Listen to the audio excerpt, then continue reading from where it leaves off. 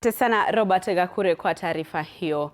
Furaha ya kweli haina bei. Kando ya mpaka wa Nyandarua na Nakuru, vijana wameigundua siri hiyo katika lugha moja rahisi ambayo haina maneno bali ina sauti tu, mpigo wa honi na moyo unafurahi. Faith Wangari na taarifa hii.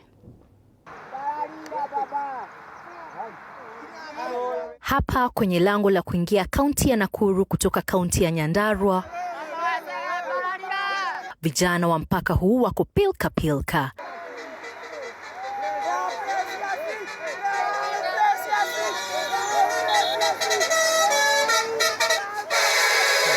Kila siku katika sehemu hii mahususi ambapo kaunti mbili zinakutana, wanachukua nafasi zao kando ya lami kama wapokeaji rasmi wa wasafiri. Si kwa pesa wala kwa sifa, bali kwa kitu kimoja tu ambacho hakigharimu chochote: furaha ya honi, sauti inayowaacha wengi wakitabasamu. Wakiwa team, nikiwa mmoja wao na the doctor, waka make fun hapa.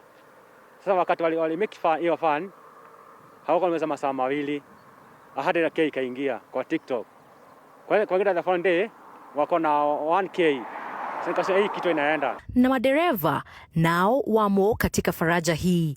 Wengi wao wanajua vijana hawa kwa sura na hawapiti tu, bali wanawasilisha tamasha. Upigaji wa hona maksudi huanza kutoka umbali, ukiwa kama kilele cha wimbo. Mazungumzo ya kupendeza kati ya sauti na mashine.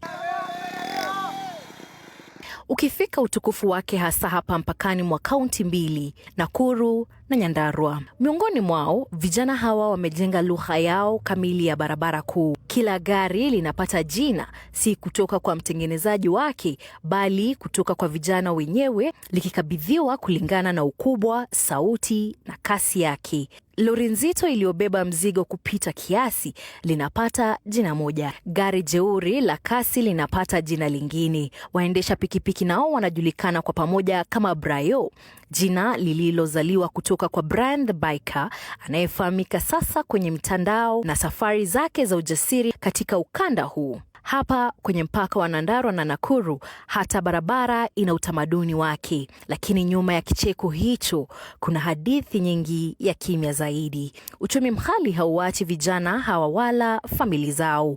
Wengi hawana chanzo cha mapato cha kudumu. Ajira ni nadra pande zote mbili za mpaka huu. Mzigo wa kutunza familia, wa kuweka chakula mezani tu, unawasonga mabegani. So napata kama venye hii gharama ya maisha imetufinyilia. Napata mtu akona mawazo mingi, akona stress Kenya atafeed mtoi wake.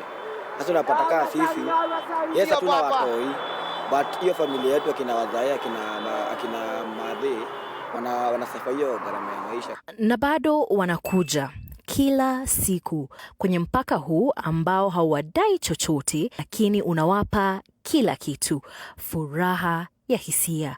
Hapa wanaita nyumbani. Kwa kile ambacho kilianza kama mzaa kwa hawa vijana, sasa kimeenea katika nchi nzima. Hapa ndio hawa vijana wanakuja kupunguza mawazo yao, vile vile ya madereva. Faith Wangari, runinga ya TV 47.